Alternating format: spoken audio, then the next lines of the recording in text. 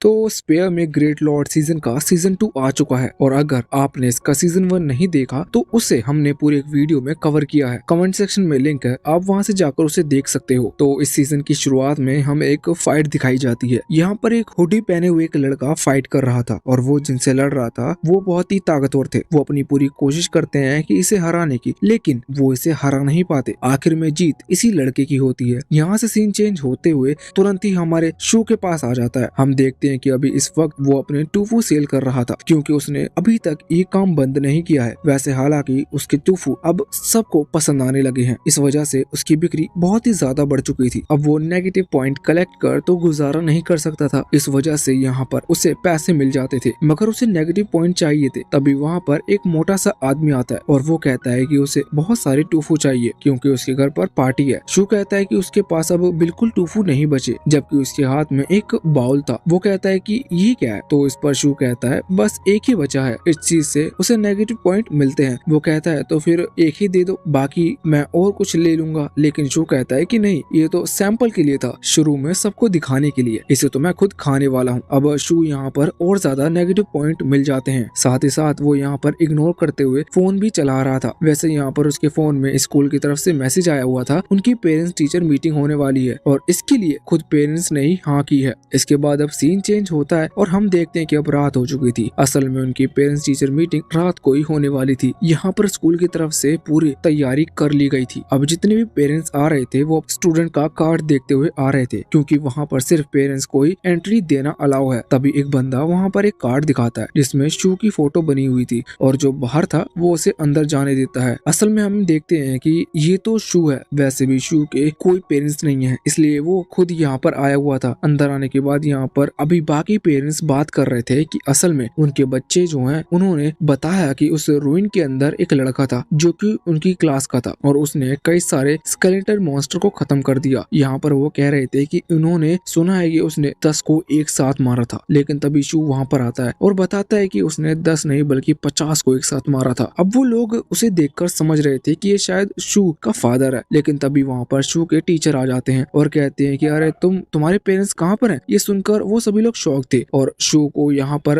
थोड़े से negative points मिलते हैं। शू बताता है कि वो अनाथ है, इस वजह से वो खुद यहाँ पर आया है। इसके बाद अब वो उसे बैठ जाने देते हैं और फिर पेरेंट्स टीचर मीटिंग को शुरू करते हैं। वो कह रहे थे कि मैं जानता हूँ कि आप लोगों ने ये मीटिंग का क्यों कहा था। इस चीज पर सामने बैठा आदमी भड़क पड़ता है और कहता है कि जब पता है तो तुमने इतनी बड़ी बात गलती से कैसे की। असल में यहाँ पर सभी पेरेंट्स का कहना था कि उनके बच्चों को इतनी बड़ी प्रॉब्लम में डाला गया, वहाँ पर उनकी जान भी जा सकती थी। इस बात पर टीचर कहते हैं कि हाँ मैं समझ सकता हूँ, पर अभी भी जानते हैं कि हम उन्हें पूरी परमिशन के साथ लेकर गए थे। हमने पहले यही बताया था कि रूइन बहुत ही खतरनाक जगह है और हम बस ट्रेनिंग के लिए वहाँ जा रहे हैं, लेकिन हालात बिगड़ गए और अचानक से रूइन के ओपन होने के कारण ऐसा हुआ। लेकिन जब वो आदमी कहने लगता है कि अगली बार ऐसा नहीं होगा, इसकी क्या गारंटी है, और अभी जो गलती हुई उस पर तुम क्या कहना चाहोगे। अब वो टीचर यहाँ पर कहने लगता है कि अगर अचानक से ऐसी कोई प्रॉब्लम आ जाती है तो इस पर हम कुछ नहीं कर सकते, फिर भी अगर आप चाहो तो आप अपने स्टूडेंट को स्कूल से निकाल सकते हो, हम नहीं रोकेंगे। अब इस पर वो पेरेंट्स बात करने लगे थे क्योंकि वो सोच रहे थे कि वो स्टूडेंट को वहाँ स्कूल में नहीं पढ़ाने देंगे। वैसे तभी शू कहने लगता है कि एक बात तो बताइए, जो स्टूडेंट स्कूल नहीं छोड़ रहे क्या उन्हें कोई स्पेशल चीज मिलेगी, मतलब कोई उन्हें रूइंस पर, मतलब क्योंकि उन्होंने रूइन पार किया है। इस चीज पर शू के टीचर बताते हैं कि हाँ बिल्कुल उन्होंने बात की है और उन सभी स्टूडेंट को कुछ अवार्ड मिलेगा, साथ ही साथ यहाँ पर उन्हें कुछ ट्रेजर आइटम्स भी दिए जाएंगे। शू इस चीज पर बहुत ज्यादा खुश था और अब बाकी सारे पेरेंट्स सोचने लगे थे। वैसे टीचर ये भी कह रहा था कि आप ही सोचिए, हमारे स्कूल में पढ़ते हुए आपका बच्चा इतना स्ट्रॉन्ग हो गया है कि उसने एक रूइन में सरवाइव कर लिया और ये आगे भी अगर हुआ तो इससे वो और भी ज्यादा स्ट्रॉन्ग बनेगा। अब सभी पेरेंट्स वापस से सोच में पड़ जाते हैं कि उन्हें क्या करना चाहिए, पर इस बात वो समझ जाते हैं हाँ इस चीज में उनके बच्चों को ही अच्छा है क्योंकि वो स्ट्रॉन्ग बन रहे हैं, और इस वजह से अब एक एक करके सभी पेरेंट्स यहाँ पर अपने बच्चों को स्कूल में पढ़ाने की परमिशन दे देते हैं। इसके बाद सीन चेंज होता है। हम देखते हैं कि शू वहाँ से वापस अपने घर पर आ चुका था। घर पर आकर इस वक्त वो अपने उस स्टार सिस्टम को एक्टिवेट करते हुए उस लकी व्हील को स्पिन कर रहा था, जहाँ पर उसे कुछ भी काम का नहीं मिलता, बस उसे खाने की ही चीज मिलती जा रही थी और उसके पास टूफू का ढेर लग जाता है। वैसे वो स्पिन करते करते थक भी गया था, इस वजह से अब वो वहीं पर लेट जाता है। हम देखते हैं कि अब वो अपने पाँव से स्पिन कर रहा था। अचानक से पाँव से पहले स्पिन करते ही उसे एक अजीब सा फ्रूट मिलता है जो कि अभी तक उसे कभी नहीं मिला था। उसने जैसे उसे खाया तो उसकी पूरी बॉडी में एक एनर्जी फ्लो करने लगी, साथ ही उसकी बॉडी के आसपास भी वो एनर्जी फ्लो कर रही थी। उसे बहुत ही ज्यादा रिलैक्स फील हो रहा था। लेकिन जब वो वापस से उस फ्रूट का असर खत्म होने के बाद चेक करता है तो यहाँ पर उसकी पावर में कोई डिफरेंस नहीं आया था। मतलब वो जितना स्ट्रॉन्ग पहले था उतना ही है, उसकी पावर बड़ी नहीं थी। वो सोच रहा था कि क्या हुआ, इस फ्रूट का आखिर असर क्या था,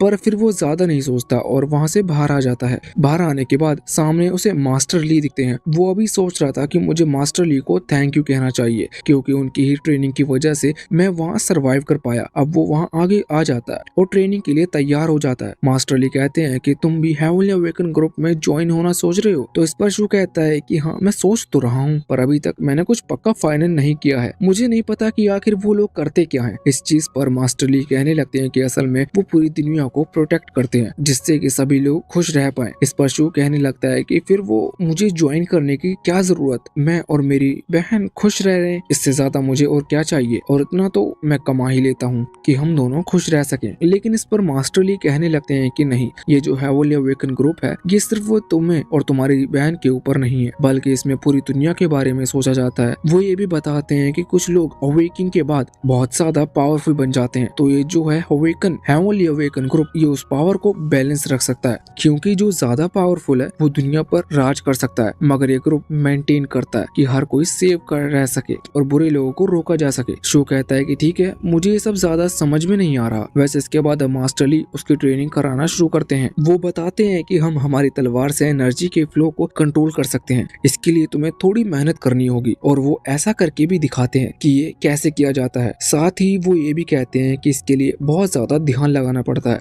क्योंकि एनर्जी के फ्लो को खुद कंट्रोल करना आसान नहीं है, लेकिन अपनी तलवार से उसे कन्वर्ट करते हुए उसके फ्लो को संभाल पाना थोड़ा सा मुश्किल हो सकता है। शू पूछता है कि आपके हिसाब से ये कब तक कर पाऊंगा मैं। इस चीज पर टीचर कहने लगते हैं कि तुम्हें तो टाइम लगेगा, क्योंकि मुझे भी इसमें बहुत ज्यादा टाइम लगा था। अब शू अपनी तलवार को उठा लेता है और एनर्जी के फ्लो को चेक करने की कोशिश करता है और फिर उसका यूज करता है। वो पहले ही बार में उसे कर पा रहा था, उसे तो ये बहुत ही आसान लग रहा था, पर वो कह रहा था कि ये तो आसान हो गया। इस चीज पर मास्टर ली शॉक थे। शू को यहाँ पर नेगेटिव पॉइंट्स मिलते हैं और इसके बाद मास्टर ली वहाँ अपने घर में जाकर जोर से चिल्लाते हैं, क्योंकि उन्हें लग रहा था कि शू को भी उतना ही टाइम लगेगा जितना ही उन्हें लगा था। वैसे अगले दिन हम देखते हैं कि शू ने अपने दोस्त जियांग को अपने घर बुलाया हुआ था। वो वहाँ पर आता है और देखता है कि शू का घर बहुत ही साफ सुथरा और बहुत ही अच्छा है। वो कहता है कि लगता है तुमने आज पहली बार किसी को अपने घर बुलाया है, वैसे तुम्हें बाकी लोगों से भी दोस्ती करनी चाहिए, ये तुम्हारे लिए ही अच्छा होगा। पर शू कहता है कि नहीं, वो बस मेरा टाइम वेस्ट करेंगे। इसके बाद अब जब जियांग वहाँ बैठ गया था तो शू उससे कहता है कि क्या मैं तुमसे एक चीज मांग सकता हूँ। जियांग पूछता है कि क्या, तो इस पर शू कहता है कि उसे जियांग के खून की 3 बूंदे चाहिए। ये सुनकर जियांग शौक था, पर वो कहता है कि अब शू शौक हो जाता है और पूछता है कि क्या तुम मुझसे ये पूछोगे नहीं कि मुझे किस लिए चाहिए। अब इस चीज पर जियांग कहने लगता है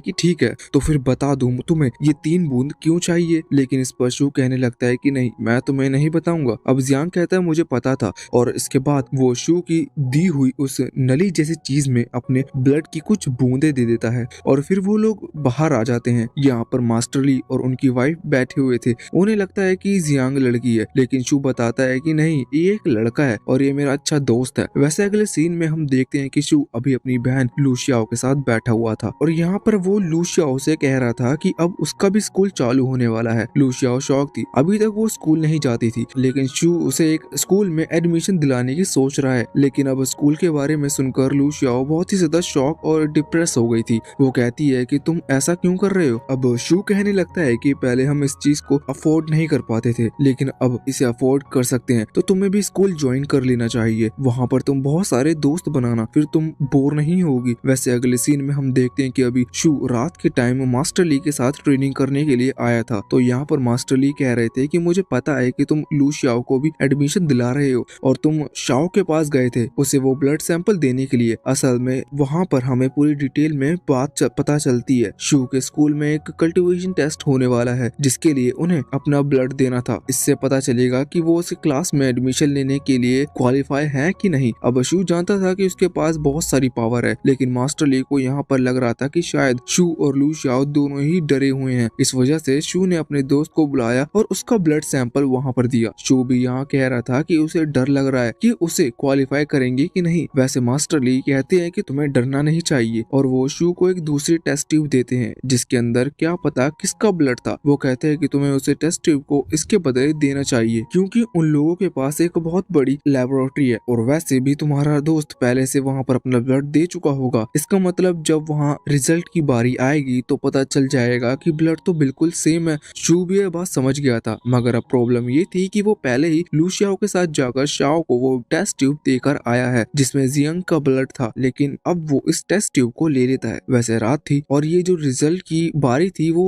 टेस्ट कल होने वाला था। वो कल उस टेस्ट ट्यूब को खोलने वाले हैं, इसलिए रात का टाइम है। टेस्ट ट्यूब बदलने के लिए शू तुरंत ही लूशियाओ के साथ आता है और वो अभी सो रही थी तो वो उसे जबरदस्ती उठाता है। वैसे अब वो उसे बताता है कि उसे बहुत जरूरी काम है और इसके लिए उसे वो स्पिरिट की जरूरत है। यहाँ पर वो अभी उस चोर की स्पिरिट की बात कर रहा था जिसे हमने सीजन 1 में देखा था। यहाँ पर लूशिया उसे तुरंत ही समन कर लेती है और इसके बाद शू उसे वो टेस्ट ट्यूब दे देता है और देते हुए कहता है कि उसे स्कूल के अंदर जाकर इस टेस्ट ट्यूब को उसकी वाली टेस्ट ट्यूब से बदलना है। वैसा यहाँ पर वो जो स्पिरिट थी वो बहुत ही तेज हंस रही थी और इसका कारण ये है कि शू ने सीजन 1 के अंदर अपनी वो खास पिल उस स्पिरिट के अंदर डाली थी जिस वजह से वो अजीब अजीब व्यवहार करती है। वैसे इसके बाद हम देखते हैं कि अभी लूशिया और शू दोनों ही छुपकर बैठे हुए थे और शू कह रहा था कि तुम अपनी स्पिरिट को कंट्रोल करो, लेकिन वो बताती है कि ये स्पिरिट अपने आप काम करती है, उसे ऐसा करने की जरूरत नहीं। अब दूसरी तरफ हम देखते हैं कि वो स्पिरिट वहाँ स्कूल में पहुंच चुकी थी। वहाँ स्कूल के अंदर बहुत सारे गार्ड्स थे जो कि रात को वहाँ पर निगरानी रखते हैं, साथ ही सीसीटीवी कैमरा भी लगा हुआ था। लेकिन वो स्पिरिट किसी तरह से वहाँ पर पहुंच चारों तरफ रास्ता ढूंढने लगती है। यहाँ पर लूशिया उसे कंट्रोल कर पा रही थी, इस वजह से शू वहाँ का रास्ता बताता है और किसी तरह से अब वो स्पिरिट उस कमरे में पहुंच चुकी थी। वो जाकर उस टेस्ट ट्यूब को शू वाली टेस्ट ट्यूब से बदल देती है। जिसके बाद जब वो वहाँ से निकलने लगी थी तो यहाँ पर एक गार्ड आ गया था। वो उसे देखकर डर जाता है कि ये आदमी कौन है, लेकिन शू कहता है कि इस पर हमला कर उस स्पिरिट को वहाँ से जल्दी से निकालो। लूशियाओ ऐसा ही करती है, लेकिन अब और गार्ड आने लगे थे, इस वजह से उस स्पिरिट को वहाँ एक कमरे में छुपना पड़ता है। अब वो कुछ देर छुपी रहती है, लेकिन जब वहाँ पर गार्ड उसके पास आने लगे थे तो उसे बाहर निकलकर हमला करना पड़ता है। इतने में ही अचानक से पीछे कोई गोली चला देता है जो कि सीधा जाकर उस स्पिरिट को लगती है। अब इस चीज में शू डर जाता है और वो तुरंत ही चिल्लाता है कि तुम्हें कुछ हुआ तो नहीं। असल में उसे लगा कि स्पिरिट को चोट लगने की वजह से शायद लूशियाओ को भी चोट लगी होगी, लेकिन वो देखता है कि लूशियाओ को चोट नहीं लगी। लूशियाओ बताती है कि असल में जब तक उसकी स्पिरिट को कुछ पक्के रूप से नहीं लगता, जैसे कि उसकी स्पिरिट खत्म नहीं हो जाती, तब तक उसे कोई भी दर्द नहीं होगा, ना ही उसे कोई चोट लगेगी। इस चीज पर शू थोड़ा सा रिलैक्स फील करता है। वैसे वहाँ पर हम देखते हैं कि वो बुलेट असल में उस स्पिरिट के आर पार चली गई थी, जिस चीज में वहाँ पर हर कोई बहुत ही ज्यादा शॉक था। और इसके बाद अब वो स्पिरिट बिना लड़ाई करते हुए वहाँ से भागने की कोशिश करती है और वो बाहर उस खिड़की से कूद जाती है। वो लोग ये देखकर शॉक थे। यहाँ पर स्नाइपर्स भी अभी उस पर नजर रखे हुए थे, लेकिन उनकी गोलियां चलाने से ही पहले वो स्पिरिट वहाँ से भाग चुकी थी। अभी सुबह होने वाली थी। इस तरफ हम देखते हैं कि शू और लूशियाओ दोनों ही वापस अपने घर जाने लगते हैं और वहाँ पर जब ये बात सभी को पता चलती है तो वो देखने लगे थे कि आखिर ये जो आदमी था ये यहाँ पर क्या चोरी करने के लिए आया था। अभी शाओ भी वहाँ पर आया था और चेक कर रहा था, लेकिन वहाँ पर जो भी काम की चीज थी उनका डोर अभी भी लॉक था। वो सोच रहे थे कि आखिर ये आदमी यहाँ पर आया क्यों। उनमें से एक कहता है कि शायद इसका कारण हो सकता है कि उसे पता ही ना हो इनकी चाबियां कहाँ हैं, या फिर वो बस ऐसे ही पैसे वगैरह चुराने के लिए आया हो, उसका कोई मेन मोटिव ना हो। अब वो लोग ये बात मान लेते हैं। यहाँ से सीन चेंज होता है। हम देखते हैं कि अब सुबह हो चुकी थी और शू लूशियाओ इस वक्त मास्टर ली के घर के सामने वो मास्टर ली को बाहर बुलाते हैं और यहाँ पर शू उन्हें टेस्ट ट्यूब देते हुए कहता है कि असल में जब वो टेस्ट ट्यूब देने जा रहे थे तभी अचानक से वहाँ स्कूल में फायरिंग होने लगी, इस वजह से मैं डर गया और नहीं जा पाया। अब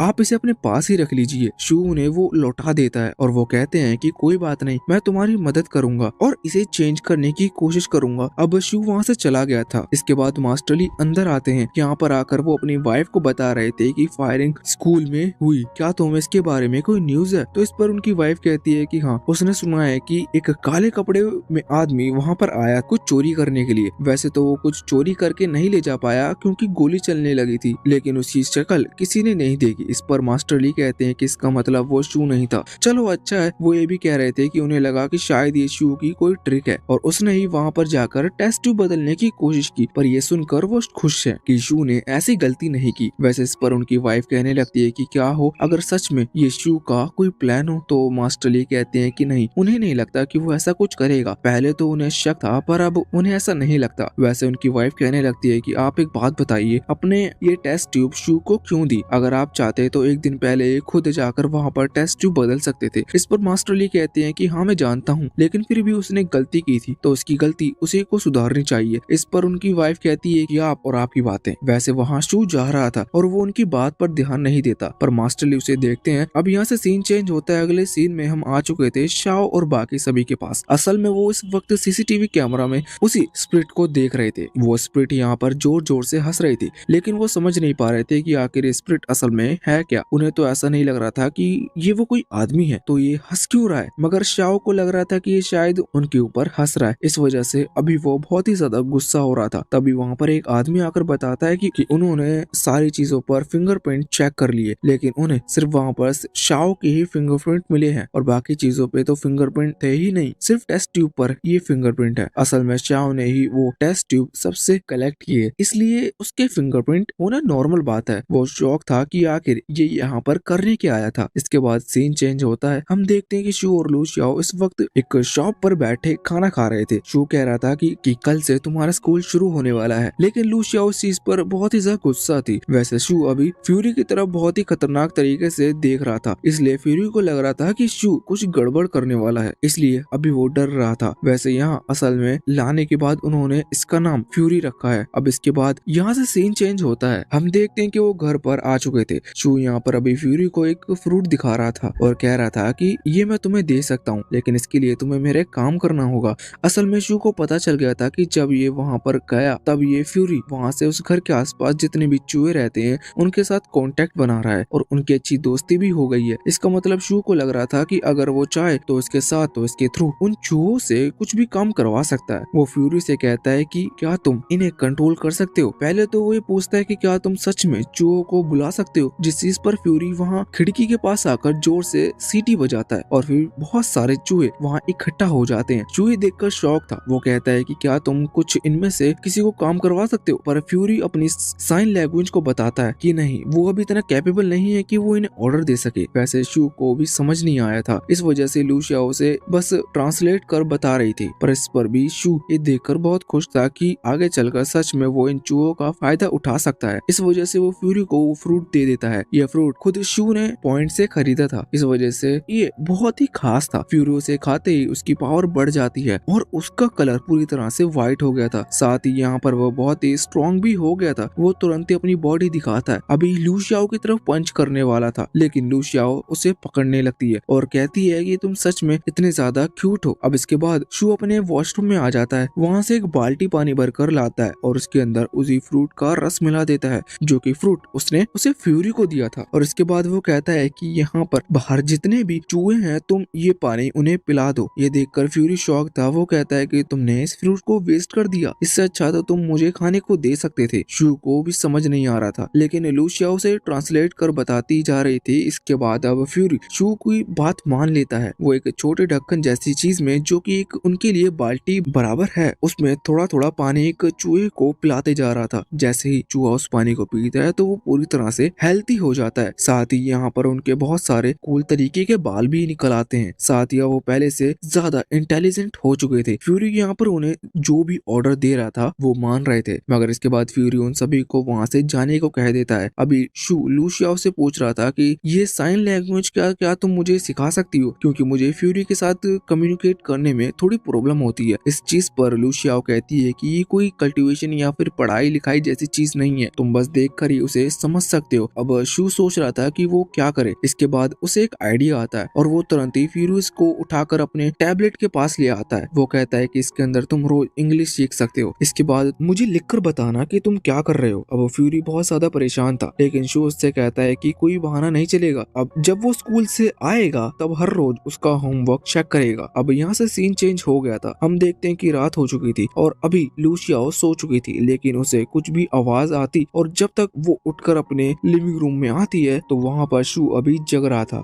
वो पूछती कि तुम क्यों नहीं सोए। इस पर शू कहता है कि मैं ये काम करके ही सोऊंगा। अब लू शाओ वापस लौट गई थी। यहाँ पर हम देखते हैं कि शू इस वक्त लू शाओ का बैग पैक कर रही थी, क्योंकि कल से लू शाओ के स्कूल चालू हो रहे हैं। शू बैग पैक करते वक्त वही टाइम याद कर रहा था जब उनके पास खाने तक पैसे नहीं थे, लेकिन उसने मेहनत कर किसी तरह से अब इतना पैसा बना लिया है कि वो अपनी बहन को एक स्कूल में भेज सकता है। वो भी खुश था। वैसे इसके बाद सीन चेंज होता है। अगली सुबह हम देखते हैं कि शू अपनी बहन को इसी स्कूल लेकर आया था जहाँ पर वो पढ़ता है और उसकी ड्रेस भी सेम थी। उसने एडमिशन पहले ही मिस्टर शू से कहकर करवा लिया था और आज लू शियाओ का पहली क्लास है। अब लू शियाओ शू से बहुत ही ज्यादा गुस्सा थी। वो कह रहे थे कि तुम मेरे लिए कैसा बैग लेकर आए हो, ये तो बच्चों की तरह है, ये तो कोई फर्स्ट ग्रेड का स्टूडेंट भी यूज नहीं करेगा। लेकिन इस पर शू कहता है कि तुम भूलो मत, तुम भी पहली ही बार स्कूल जा रही हो। लेकिन लू शियाओ कहती है कि हाँ, लेकिन तुम भी मत भूलो कि मैंने टेस्ट में टॉप किया था और इस वजह से मुझे आगे की क्लास मिली है। अब जब लू शियाओ वहाँ क्लास में पहुँचती है तो हमें पता चलता है कि उसे 9th क्लास में एडमिशन मिल चुका है क्योंकि उसकी एज ज्यादा है और उसे 2nd ग्रेड मिला था। यहाँ पर टीचर कहते हैं कि ये आज से हमारी क्लास में पढ़ेगी और साथ ही टीचर उसे अपना नाम लेने को कहते हैं। तो यहाँ पर वो बताती है कि उसका नाम लू शियाओ है और बस वो चुप हो जाती है। वो बाकी कोई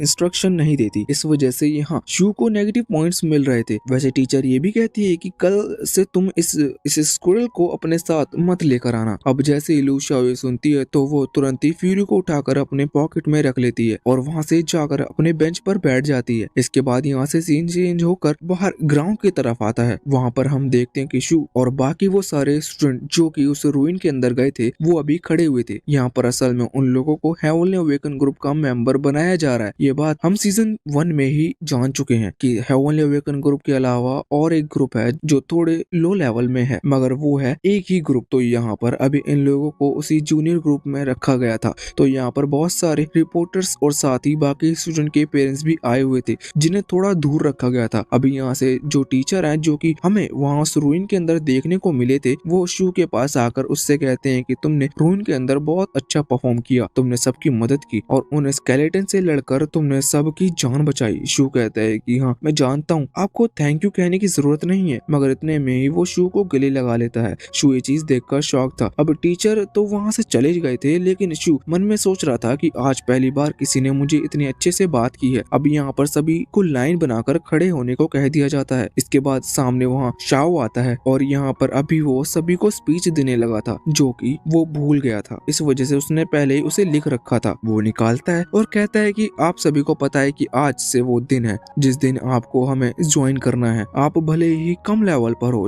लेकिन मैं पहले ही बता दूं कि ये रास्ता बिल्कुल भी आसान नहीं होगा। आपको लोगों की रक्षा करनी होगी और अपने मदरलैंड को प्रोटेक्ट करना होगा। सभी इसके लिए मोटिवेट थे, पर शाओ कह रहा था कि ये बहुत ही खतरनाक काम है। मैं पहले ही बता दूं कि तुम्हारी जान भी जा सकती है, पर तुम्हें अपनी जान की फिक्र नहीं करनी, तुम्हें बस सामने वालों से लड़ना होगा। इसके बाद अब वो वहाँ से उन सभी को शपथ लेने को कहता है और सभी स्टूडेंट उनकी बात दोहराते हैं। अब जब ये सब पूरी हो चुका था तो शू वहाँ से आगे बढ़ रहा था कि तभी अचानक से उसके जो नेगेटिव पॉइंट्स है वो बहुत ही तेजी से बढ़ने लगते हैं। शू समझ जाता है कि शायद लू शियाओ किसी को परेशान कर रही है, मगर वो पॉइंट इतने ज्यादा थे कि शू भी चिंता में आ गया था कि आखिर लू शियाओ क्या कर रही है। अब तभी वहाँ पर लू शियाओ के टीचर आ जाते हैं। वो कहते हैं कि लू शियाओ किसकी बेटी है, उसके पेरेंट्स कहाँ पर हैं। फिर उन्हें शू दिखता है। वो कहते हैं कि तुम्हारी बहन को देखो, वो आज स्कूल के पहले ही दिन सभी को परेशान कर रही है। शू तुरंत ही वहाँ पहुँचता है। पहले तो हम पहुँचते हैं, हम देखते हैं कि अभी जो सभी पेरेंट्स थे जिनके बच्चों को लू शियाओ ने परेशान किया था वो लू शियाओ पर चिल्ला रहे थे और कह रहे थे कि आखिर तुम्हारे पेरेंट्स कहाँ पर हैं, क्या उन्होंने तुम्हें यही सब सिखाया है। जिस पर लू शियाओ को गुस्सा आ जाता है, लेकिन वो आगे बढ़े इससे पहले ही वहाँ शू आ गया था। वो लू शियाओ को रोक देता है और कहता है कि पेरेंट्स की जरूरत नहीं है, आपको कुछ भी कहना है तो आप मुझसे कह सकते हो। अब वो बताते हैं कि लू शियाओ ने उनके बच्चे को परेशान किया है और साथ ही साथ यहाँ पर वो सीसीटीवी फुटेज भी दिखाते हैं जिसमें हम देखते हैं कि लू शियाओ बैठी हुई थी। सभी बच्चे उससे बात करने के लिए आए थे लेकिन वो फ्यूरी को देखकर डर जाते हैं और गिर जाते हैं। साथ ही यहाँ पर किसी को तो चोट भी लग गई थी और लू शियाओ भी उनसे अच्छे से बात नहीं कर रही थी। शू लू शियाओ को वहाँ पर बाहर खड़े होने को कह देता है और यहाँ पर उनसे माफी मांगने लगता है। अभी लू शियाओ खिड़की से अंदर देखती है तो शू सभी से माफी मांग रहा था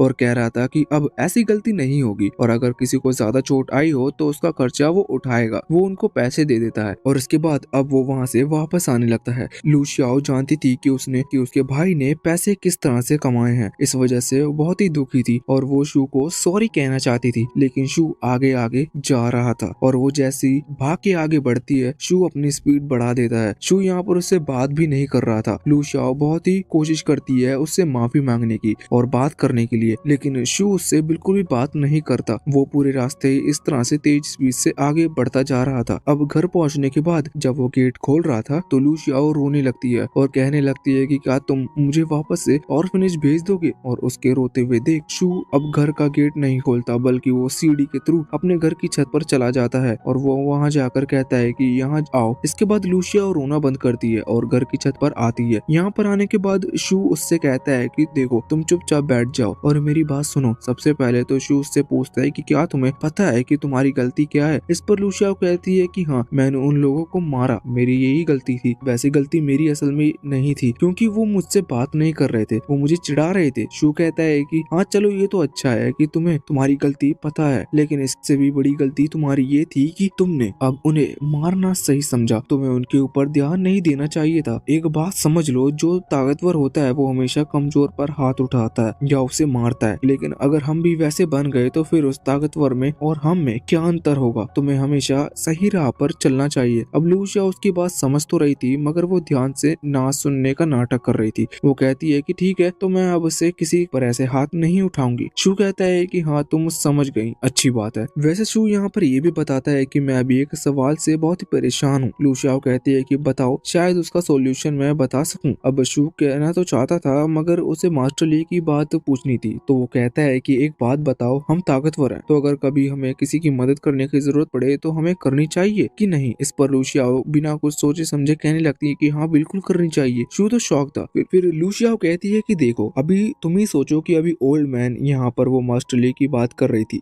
अगर उनके ऊपर कभी कोई खतरा आता है तो क्या हम उनकी मदद नहीं करेंगे। मैं तो पक्का उनकी मदद करूंगी। वो कहती है कि मास्टर ली ने और उनकी वाइफ यानी कि उनकी आंटी ने उनकी बहुत मदद की है, इसलिए वो उन्हें कभी नहीं बुला सकते। शू कहता है कि मैं उन दोनों की बात नहीं कर रहा, मैं कह रहा हूँ कि जिसे हम जानते नहीं, जिसका हमें नाम नहीं पता, यहाँ तक कि हमें ये भी नहीं पता कि वो अच्छा है कि बुरा, अगर वो कभी हमें मदद के लिए कहेगा तो क्या हम उनकी मदद करेंगे। अबे बात सुनकर लू शियाओ थोड़ी सी सोच में पड़ गई थी। वो कहती है कि अच्छा ये है, तुम अच्छे कामों की बात कर रहे हो। तो वो कहती है कि हाँ तुम ये कर सकते हो अगर तुम एक सुपर शू बन जाते हो। वैसे अच्छा है अगर तुम एक सुपर शू बन गए तो तुम फेमस हो जाओगे। शू कहता है कि नहीं, मैं वैसी बात नहीं कर रहा हूँ। वैसे सुपर शू शब्द सुनकर शू को भी थोड़ा इसके बारे में अच्छा लगा था। अब यहाँ पर लू शियाओ शू से पूछने लगती है कि तुमने मुझे कहा कि वो मुझे चिढ़ा रहे थे तो मुझे उन्हें मारना नहीं चाहिए था, तो ये बात बताओ कि अगर फिर कभी कोई मुझे परेशान करने लगा फिर तो। इस पर शू कहता है कि चिंता मत करो, अगर तुम्हें कोई परेशान करेगा तो उससे पहले तुम चलो ये तो ठीक है, लेकिन कभी तुम नहीं हुए, तुम कहीं गए हो तो ऐसे में कोई अगर मुझे मारेगा फिर मैं क्या करूंगी। तो शू कहता है कि फिर तुम भी उसे मारना। लू शियाओ खुश हो जाती है और वो कहने लगती है कि अगर कोई मुझे जान से मारने की कोशिश करेगा तो शू कहता है कि फिर तुम भी उसे जान से मार देना। शू खड़ा हो गया था और अब वहाँ से नीचे आने लगता है, लेकिन लू शियाओ कहती है कि क्या हो कि अगर पूरी दुनिया हमारे खिलाफ हो जाए और सब हमें मारना चाहते हो फिर तुम क्या करोगे। शू कहता है कि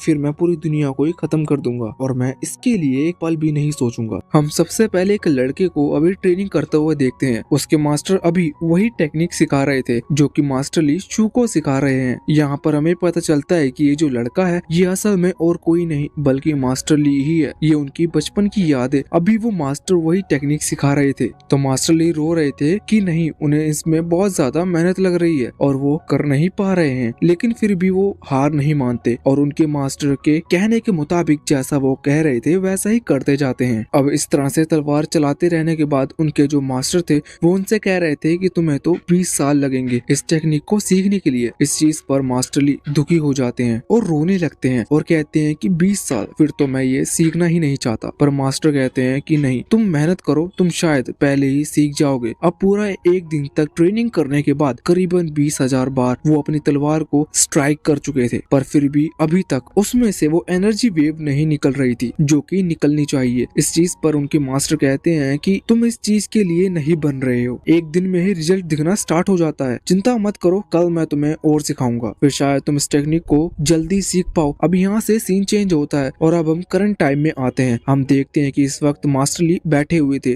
और थोड़े टेंशन में लग रहे थे। उनकी वाइफ वहाँ पर आती है और पूछती है कि क्या हुआ, आप चिंता क्यों कर रहे हो। तो इस पर मास्टर ली कहते हैं कि चिंता की बात ही है, मैंने जब शू को ये टेक्निक सिखाई तो उसने तुरंत ही इसे परफॉर्म कर लिया, जबकि मुझे पूरे 2 साल लगे थे इस टेक्निक को सीखने में और शू अभी तक मेरे साथ सिर्फ 2 महीने से ही ट्रेनिंग कर रहा है और ये टेक्निक तो मैंने अभी उसे बताई थी। यहाँ पर मेरे मास्टर ने जो एक दिन में इस टेक्निक को सीखने की बात कही थी, क्या वो सच है। वैसे इसके बाद जब वो वहाँ खिड़की लड़की की तरफ आते हैं तो हम देखते हैं कि शू अभी प्रैक्टिस कर रहा है। वो यहाँ पर तलवार हिलाते वक्त जोर जोर से चिल्ला रहा था। मास्टर ली बाहर आकर कहते हैं कि खुद को स्ट्रॉन्ग बनाने के लिए तुम्हें ऐसे जोर जोर से चिल्लाने की जरूरत नहीं, रात हो चुकी है, पड़ोसी परेशान होंगे। पर शू कहता है कि उसे ऐसे चिल्लाने से और ज्यादा पावर मिल रही है, और सच में तलवार बार बार स्ट्राइक करने से उसकी एबिलिटी बढ़ रही थी और उसके अंदर ही अंदर ऐसा महसूस हो रहा है। ये चीज सुनकर मास्टर ली और ज्यादा शॉक हो गए थे और वो अंदर से ही थोड़ा जेलस फील कर रहे थे। वैसे वो ये भी कहते हैं कि देखो, तुम्हें ट्रेनिंग एक परफेक्ट अमाउंट में करनी होगी। अगर तुम ज्यादा ट्रेनिंग करोगे तो इससे तुम्हें बाद में तकलीफ हो सकती है। शू भी अपने पेट पर हाथ रखकर कहता है कि हाँ, ना जाने मुझे क्यों पेट में दर्द हो रहा है। इसके बाद हम देखते हैं कि जब शू ट्रेनिंग करता है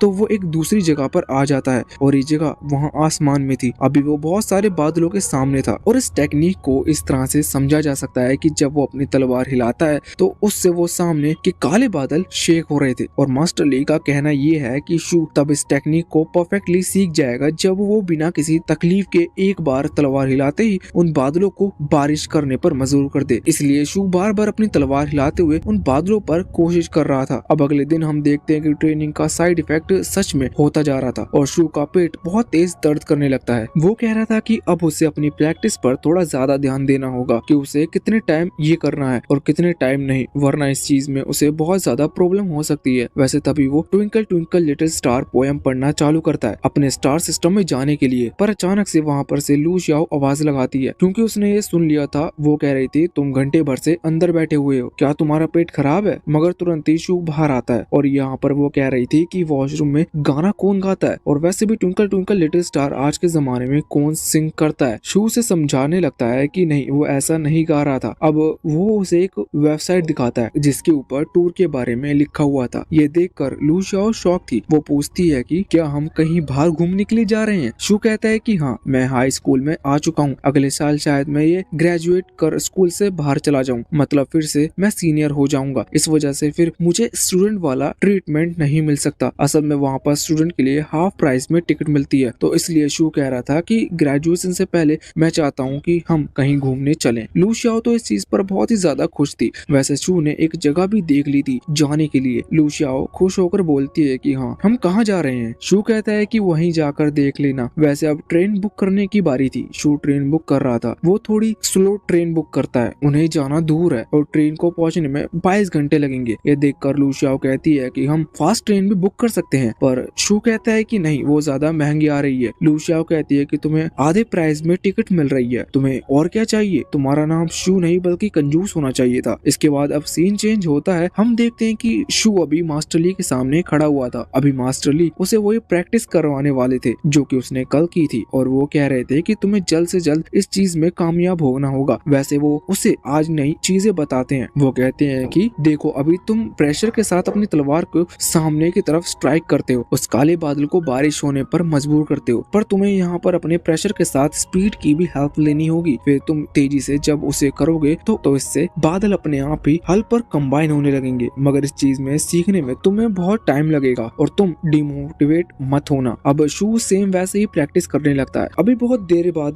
जब शू कामयाब नहीं हो रहा था तो मास्टर ली अपनी मेंटल पावर से वहीं जाने का फैसला करते हैं जहाँ पर शू प्रैक्टिस कर रहा है। वो वहाँ पर आकर देखते हैं कि शू अपनी तलवार को बिल्कुल सही तरीके से हिला रहा था। शू थोड़ा फोकस कर इस बार अपनी तलवार को हिलाता है, जिस वजह से उसकी तलवार से एक वेव निकलती है और साथ ही साथ वहाँ की जो एयर थी, शू अचानक से उसे कंट्रोल करने में कामयाब हो गया था और यहीं से वो टेक्निक शुरू होती है। इस एयर की वजह से जो डार्क क्लाउड थे वो पीछे की तरफ से उड़ते हुए वहीं सामने जहाँ शू ने स्ट्राइक किया था वहाँ पर कंबाइन होने लगे थे।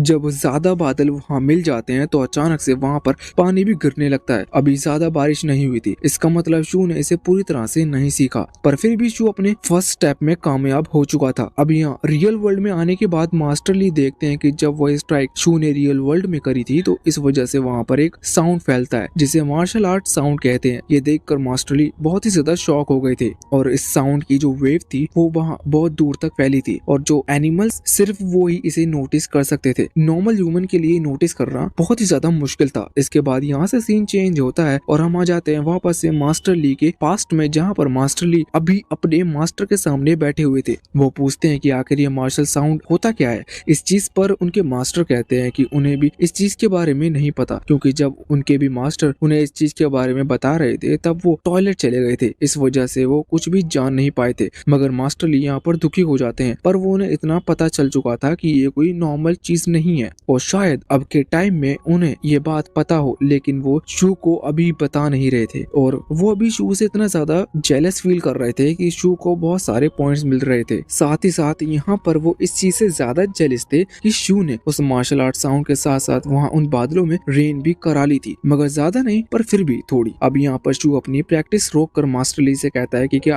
आपने भी वो नोटिस किया, मैंने वहाँ पर पानी गिरते हुए देखा, भले ही थोड़ा लेकिन फिर भी देखा। इस चीज पर मास्टर ली कहने लगते हैं कि तुम्हें इतनी छोटी सी चीज से सेटिस्फाइड नहीं होना चाहिए। मैं जिस ट्रेनिंग की बात कर रहा हूँ उस ट्रेनिंग के बाद तुम तेज बारिश कर पाओगे, और इस चीज को सी ऑफ की कहते हैं। और की का क्या मतलब है इस एनर्जी में। इसके बाद मास्टर ली वहीं बैठ गए थे और शू ट्रेनिंग करने लगता है। कुछ देर की ट्रेनिंग के बाद वो बताता है कि आप एक वेकेशन ले सकते हो, मतलब आप छुट्टी ले सकते हो, क्योंकि शू और लू शाओ दोनों ही कहीं घूमने के लिए जा रहे हैं। इस पर मास्टर ली कहते हैं कि हाँ ये तो बहुत अच्छी बात है। अब उस दिन का सीन आता है जब शू उस ट्रिप पर जाने वाला था। हम देखते हैं कि वो लोग तैयारी कर रहे थे और लू शाओ बहुत ही ज्यादा खुश थी। अब वो लोग स्टेशन की तरफ निकलते हैं। लू शाओ को अभी बहुत ज्यादा मजा आ रहा था। स्टेशन पर पहुंचने के बाद सभी लोग अभी शू को देख रहे थे, क्योंकि शू एक बड़ा सा पिंक कलर का सूटकेस लेकर आया था जो कि उसे बिल्कुल पसंद नहीं था, पर उनके पास सिर्फ यही है लाने के लिए। इस वजह से वो लू शाओ पर गुस्सा कर रहा था कि तुमने तब मुझे ये पिंक सूटकेस लेने को क्यों कहा था। अब जब वो सूटकेस चेकिंग के लिए मशीन के अंदर डालते हैं तो वहाँ आगे आने के बाद वो लड़का पूछता है कि लड़के क्या ये पिंक सूटकेस तुम्हारा है। शू इस चीज पर और इरिटेट हो रहा था, क्योंकि वो नहीं चाहता था कि कोई उसे पिंक सूटकेस के साथ देखे। पर फिर वो लड़का कहता है कि अच्छा ये तुम्हारा नहीं है, मगर यहाँ पर शू कहता है कि नहीं वो मेरा ही है। अब जब वो सूटकेस चेक करता है तो वो आदमी बताता है कि यहाँ पर कि उसके अंदर तो कोई एनिमल है। शू कहता है कि नहीं नहीं आप गलत समझ रहे हो, उसमें कोई एनिमल नहीं है। शू सूटकेस खोलता है और गोल्ड को बाहर निकालता है। वो बताता है कि ये सिर्फ एक सॉफ्ट टॉय है। वो उसे हिला रहा था, वो उसे हिला भी रहा था और दिखा रहा था कि इसके अंदर बस कॉटन भरा हुआ है। लेकिन तभी अचानक से वहाँ पास में से कुछ पैसेंजर निकल कर जाते हैं और उनके हाथ में वही चिप्स का पैकेट था जो कि लू शाओ फ्यूरी को खिलाती है। उन्हें देखकर ही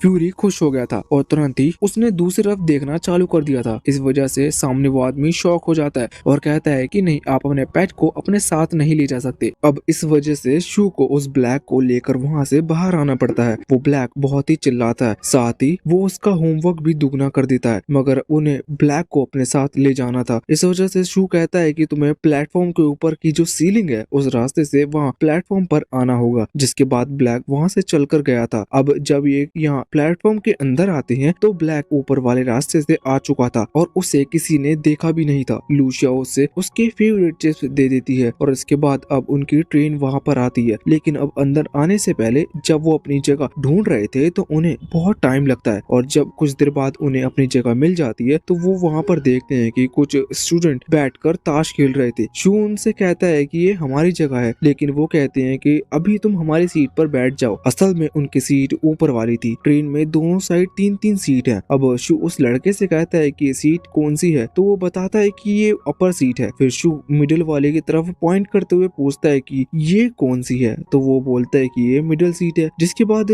शू नीचे वाली सीट पर कहता है तो वो लड़का कहता है कि लोअर सीट है। शू कहता है कि नहीं ये मेरी लोअर सीट है, तुम मेरी सीट पर बैठे हुए हो। अब इस पर उस लड़के को गुस्सा आ जाता है। वैसे शू यहाँ पर उसकी पावर कैलकुलेट करने की कोशिश करने लगता है तो उसे पता चलता है कि ये लड़का ई रैंक पर है। इसका मतलब ये शू से बहुत ज्यादा कमजोर है। लेकिन तभी उस लड़के का साथ उसकी जो दोस्त था वो उसे रोक लेती है और उससे कहती है कि हमें लड़ना नहीं चाहिए। जिसके बाद वो पीछे चला गया था। शू कहता है कि अच्छा तो तुम रैंक ई पर हो। जिस पर वो लड़का कहता है कि हाँ तुम्हें देख कर तो नहीं लगता, लेकिन तुम कमजोर लगते हो, क्या तुम रैंक ई पर ही हो। अब शू इस पर कुछ ऐसा कह देता है जिससे उस लड़के को गुस्सा आ जाता है। लेकिन जब वो हमला करने वाला था इतने में ही वहाँ पर टीसी आ गया था। वो टिकट का पूछता है, शू उसे टिकट दिखाता है। जिसके बाद वो लड़ाई रुक गई थी और अब रात हो जाती है। वो लोग सो जाते हैं। अब रात के टाइम हम देखते हैं कि जब सब सो गए थे तो शू वहाँ से उठकर जाता है। वो यहाँ बाहर आ चुका था जहाँ पर वो मेन गेट होता है। गेट अभी बंद थे। यहाँ पर आकर वो वही प्रैक्टिस कर रहा था जो कि मास्टर ली ने उसे सिखाई थी। उसके पास अभी तलवार नहीं थी, लेकिन वो बस सामने हाथ में इमेजिन कर रहा था कि उसके हाथ में तलवार है।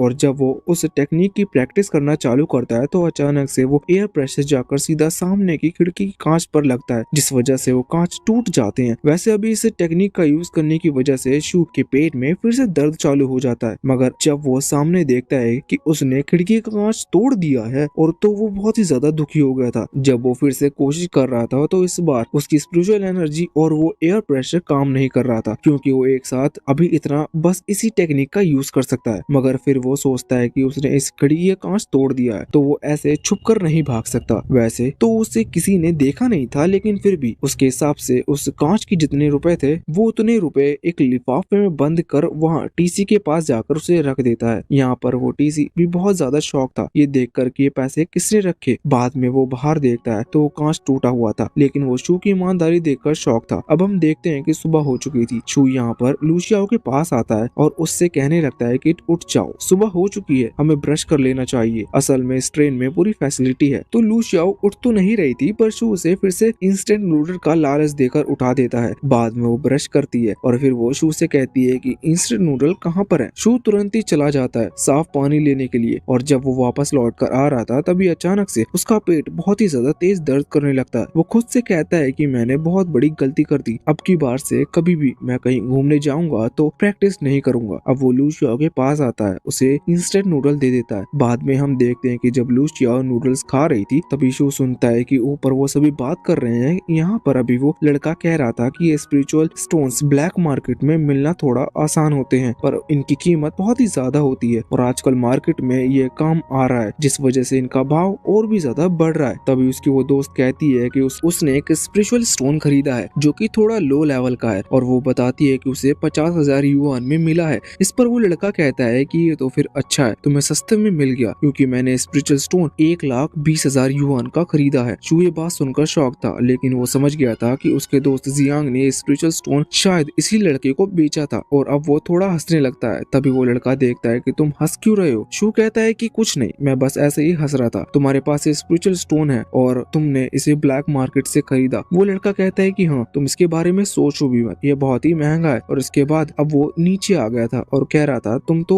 इंस्टेंट नूडल खा रहे हो, तुम्हारे पास इतने पैसे कहाँ से आएंगे। मगर लूसियाओ कहती है कि देखो, तुम दोनों को लड़ना है तो लड़ो, लेकिन मेरे इंस्टेंट नूडल को इसके बीच में मत लाओ। अब यहाँ पर शू अपनी वो बुक निकालता है, मतलब डायरी निकालता है, जिसमें उसकी फाइनेंस इंफॉर्मेशन लिखी हुई है। वो कहने लगता है कि तुम सेकंड रैंक पर हो। सेकंड रैंक यहाँ पर मतलब था 2 रैंक नहीं, बल्कि ई रैंक पर ही है वो, लेकिन सेकंड रैंक उसके ग्रुप के अंदर की बात कर रहा था। शू अपनी वो डायरी दिखाते हुए कहता है कि जरा इसमें देखो। वो लड़का देखता है कि शू तो हेवनली अवेकन ग्रुप का मेंबर है, लेकिन वो छोटे वाले मतलब उससे नीचे वाले ग्राउंड नेटवर्क का है। लेकिन वो लड़का ये देखकर बहुत ज्यादा शॉक हो गया था। इसका साफ मतलब यही था कि शू उसका सीनियर है, और इस वजह से अब शू को नेगेटिव पॉइंट्स मिल रहे थे, क्योंकि वो यहाँ पर जितने भी दोस्त थे वो सभी शॉक हो चुके थे। वहाँ पर बाकी लोग भी बहुत ज्यादा शॉक थे। यहाँ पर उनके ग्रुप की जो लड़की थी वो कह रही थी कि इसका मतलब शू रैंक डी के ऊपर है, तभी उसे सीनियर क्लास मिली हुई है। और इसके बाद शू अपने पास से वो स्पिरिचुअल स्टोन दिखाता है जिसे उसने पहले सेल किया था। असल में उन्हें हर महीने स्टोन मिलते हैं, इसलिए शू को और भी स्टोन मिल चुके हैं। वो कहता है कि तुम ब्लैक मार्केट से इसे खरीद रहे हो, चिंता मत करो, ये बात मैं किसी को नहीं बताऊंगा। वैसे वो लड़का चाहता था यहाँ पर शू उसे खरीदने की बात कर सकता था, पर नॉर्मल बात है, ब्लैक मार्केट जैसी बात वो किसी सीनियर से नहीं कह सकता, ये उसे प्रॉब्लम में डाल सकती है। और उसे नहीं पता था कि अगर वो शू उससे पूछेगा तो शू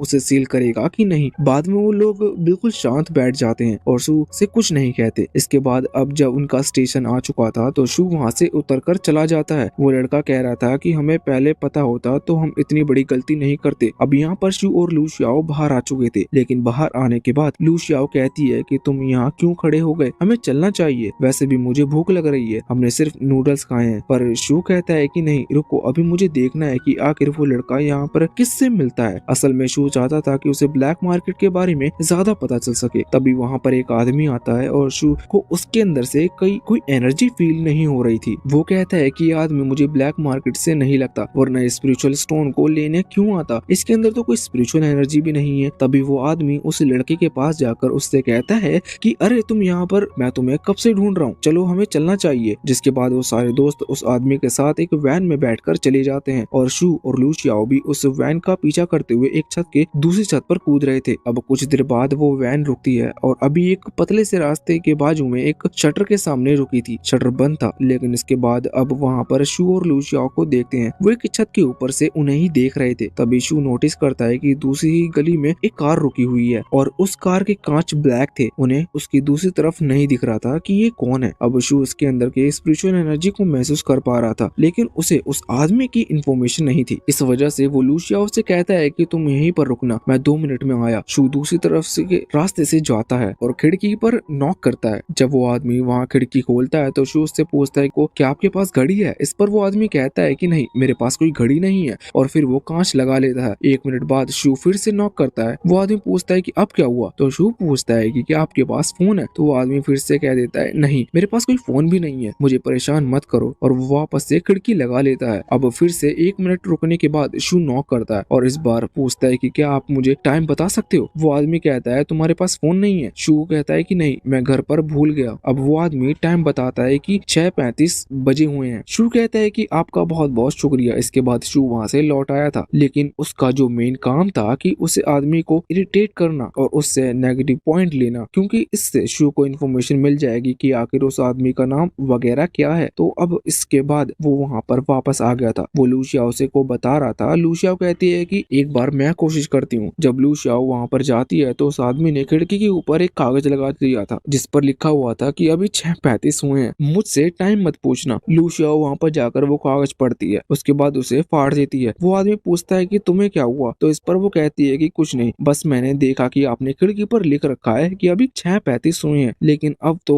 6:45 हो चुके हैं। ये सुनकर वो आदमी और भी ज्यादा गुस्सा में आ गया था, मगर वो कुछ नहीं कहता। लूशियाओ उसे वो कागज दिखाती है कि आपको ऐसा कागज नहीं चिपकाना चाहिए, मगर में हम देखते हैं कि अभी लूशियाओ उस कार के पास आई थी। यहाँ पर आकर वो उस आदमी को वही पेपर देती है जो कि उसने कार के बाहर चिपका रखा था। वो आदमी तो बहुत ही इरिटेट हो गया था, लेकिन वो देखता है कि लूशियाओ के अंदर से कोई भी स्पिरिचुअल एनर्जी उसे महसूस नहीं हो रही। इसका मतलब ये कोई मामूली बच्ची है। वो उसे जाने देता है। वैसे यहाँ पर शू को उसके नेगेटिव पॉइंट्स मिल गए थे। अब यहाँ पर लूशियाओ वापस से उस बिल्डिंग के ऊपर आ जाती है जहाँ पर शू था। अब यहाँ पर आकर वो शू से पूछती है कि क्या वो आदमी अवेकन ग्रुप का मेंबर है। इस पर शू कहता है कि उसे नहीं पता, उसके अंदर स्पिरिचुअल एनर्जी तो है लेकिन कुछ कहा नहीं जा सकता। इसके बाद शू ये कह रहा था कि उसे भी ब्लैक मार्केट जाना होगा। वो देखना चाहता है कि ब्लैक मार्केट आकर दिखता कैसा है और वहाँ पर किस तरह की चीज बिकती है। लूशियाओ कहती है ठीक है। इसके बाद शू ये भी कह रहा था कि तुम अपना ख्याल रखना और यहीं पर छुप कर रहना, जिस पर लूशियाओ हाँ करती है। अब अगले सीन में हम शू वहाँ ब्लैक मार्केट के अंदर आ जाता है। यहाँ पर आकर वो वहाँ की चीजों को देख रहा था। वो चीजें मैजिकल नहीं थी। शू उन्हें देख के ही समझ जाता है। वो कहता है कि सब तो नकली है, क्या यहाँ पर सिर्फ बेवकूफ बनाया जाता है। अब जब वो बाकी चीज देख रहा था तो उसे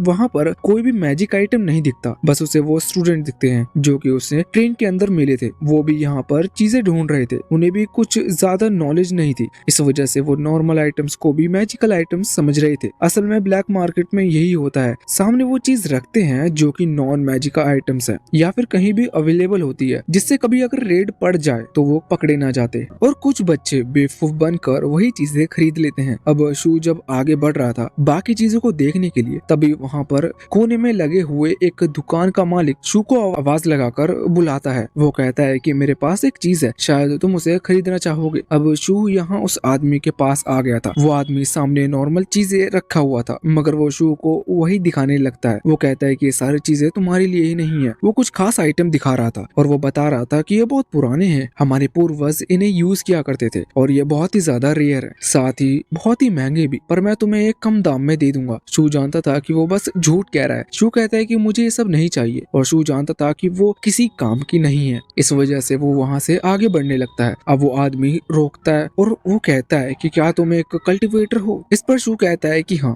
तो अब वो आदमी कहने लगता है कि मेरे पास तुम्हारे लिए एक खास चीज है। असल में हम सामने काम की चीजें नहीं रखते क्योंकि इससे हमारे पकड़े जाने का डर होता है, मगर मैं तुम्हें वो खास चीज दिखाऊंगा, क्या तुम उसे देखना चाहते हो। शू कहता है कि हाँ बिल्कुल, लेकिन इस बार तुम मुझे बेवकूफ बनाने की कोशिश मत करना। अब वो आदमी कहता है कि देखो, मेरे पास कोई मैजिकल वेपन नहीं है, पर मेरे पास एक ऐसा खास स्पिरिचुअल स्टोन है जो कि तुम जरूर खरीदना चाहोगे। शू कहता है कि अच्छा, तुम मुझे वो बताओ, जिस पर वो आदमी अपने पास एक लकड़ी की बनी हुई गेंद टाइप की चीज निकालता है और कहता है कि ये खास स्पिरिचुअल स्टोन है। पुराने जमाने में लोग इसी तरह के स्पिरिचुअल स्टोन का यूज करते थे। शू जानता था कि वो फिर से उसे बेवकूफ बनाने की कोशिश कर रहा है, इस वजह से शू उस स्टोन को तोड़ देता है, यानी कि उस लकड़ी के टुकड़े को तोड़ देता है। अब वो आदमी शॉक था कि आखिर शू को ये सब कैसे पता, क्योंकि अक्सर ब्लैक मार्केट में सब बेवकूफ स्टूडेंट आते हैं। अब शू फिर से आगे बढ़ने वाला था, लेकिन इसके बाद वो आदमी कहता है कि रुक जाओ, मैं तुम्हें सच में एक काम की चीज दिखाता हूँ। इसके बाद वो आदमी वहाँ पर अपनी उस दुकान को छोड़कर अपनी असली दुकान में आ गया था। वो शू को अपने साथ लेकर आया था। शू देखता है कि दुकान में अभी ज्यादा कुछ काम की चीजें नहीं रखी, मगर वो आदमी अभी उसे और आगे ले जा रहा था। उसकी दुकान के अंदर एक और कैमरा था। वो आदमी वहाँ पर जाता है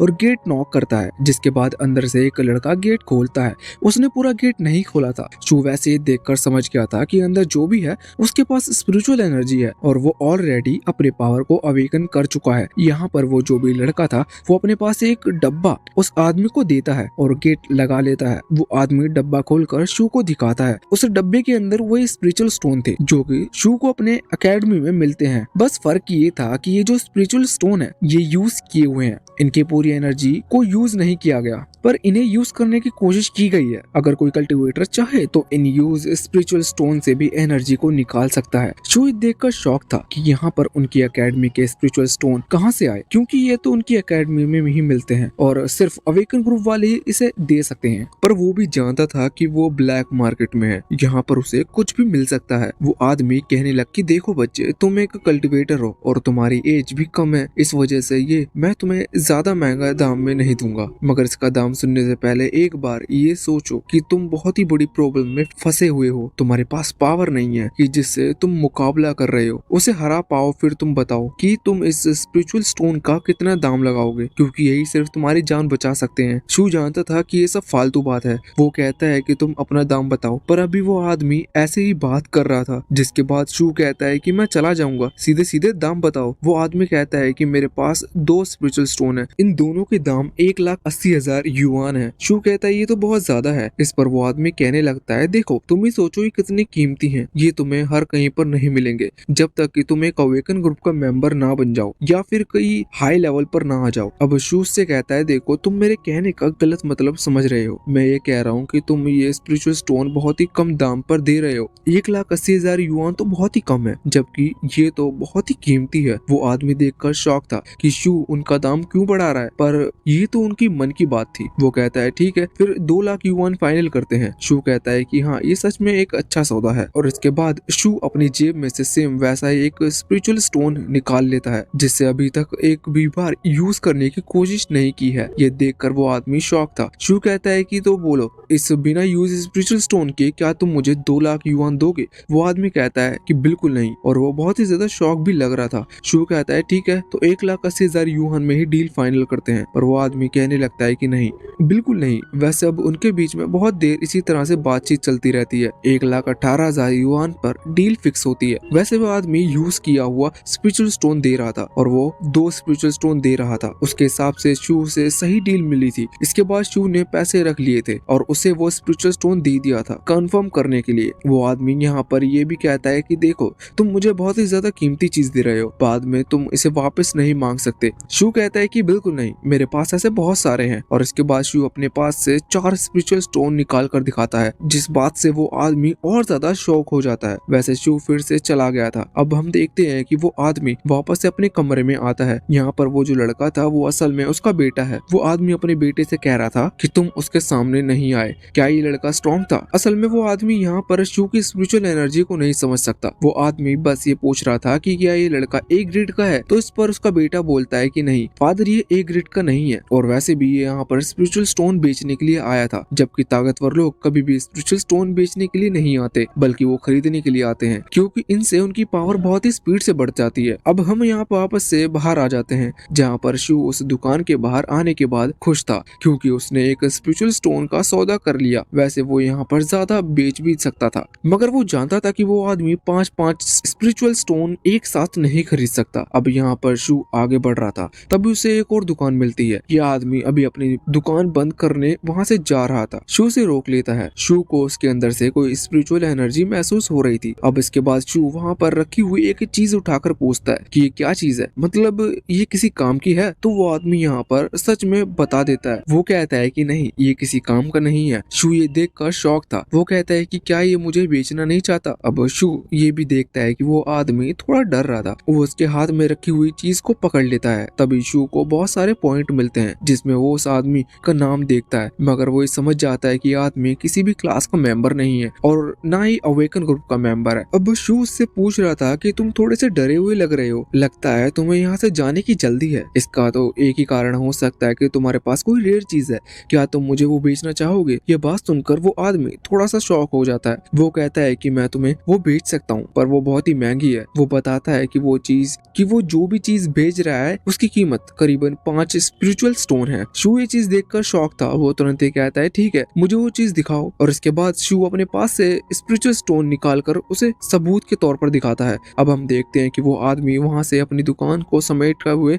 वहां पतली सड़क के कोने पर आ गया था। वो छुपकर शू को वो चीज दिखाते हुए कहता है कि यही है वो चीज। शू पूछता है कि ये क्या है और ये किस तरह से काम करती है। इस पर वो आदमी कहता है कि क्या तुमने कभी इसके बारे में नहीं सुना? वो तुरंत ही उस ग्राउट को निकालता है और कहता है कि हम इसे किसी का भी नाम लेकर उसे हरा सकते हैं। अब शू को लगता है कि ये कोई ग्राउड जिसका भी नाम लेंगे उसे इसके अंदर बंद कर लेता है, क्योंकि पहले ही कहानियों में ऐसा सुना था। मगर वो आदमी बताता है नहीं, ऐसा नहीं है, इससे वो किसी भी स्पिरिचुअल एनर्जी को एब्जॉर्ब कर सकता है और ऐसे करके भी दिखाता है। वो ढक्कन खोलता है और अपना खुद का नाम लेता है, जिसके बाद उसकी स्पिरिचुअल एनर्जी अचानक से खिंचकर उस ग्राउड के अंदर आ जाती है। और जैसे ही वो रिलीज होती है तो हम देखते हैं कि उसकी एनर्जी कुछ ज्यादा नहीं थी, लेकिन शू इस चीज से शॉक था कि ये देखा जाए तो ये बिल्कुल काम की चीज हो सकती है, क्योंकि वैसे भी शू किसी का भी नाम पता लगा सकता है, बस उसे थोड़ा सा इरिटेट कर कर। अब वो आदमी यहाँ पर वो हंसता हुआ शू से पूछता है कि क्या तुम इसे लेना चाहोगे? शू कहता है कि एक बार मुझे ट्राई करने दो। शू से लेता है और ट्राई करके देखता है। अब जब स्पिरिचुअल एनर्जी उसके अंदर आई थी तो यहाँ पर शू उसे अपने स्पेस के अंदर महसूस कर पा रहा था। वो समझ गया था कि हाँ, ये उसके काम तो आ सकता है, पर वो स्पिरिचुअल एनर्जी उस ग्राउड के अंदर से निकलती नहीं थी। इस वजह से शू कहता है कि ये किसी काम का नहीं है, मुझे नहीं चाहिए। वैसे भी इसके लिए 5 स्पिरिचुअल स्टोन कौन देगा? वो आदमी पूछता है कि क्या तुम एक पार्टिशनर हो? जिस पर शू बताता है कि बिल्कुल नहीं। मगर अब जब शू जाने लगा था तो वो आदमी कहता है कि रुक जाओ, मैं तुम्हें इस 4 स्पिरिचुअल स्टोन में दे सकता हूँ। शू सोच रहा था कि डील बेकार नहीं है, वैसे भी ये बहुत ही काम की चीज है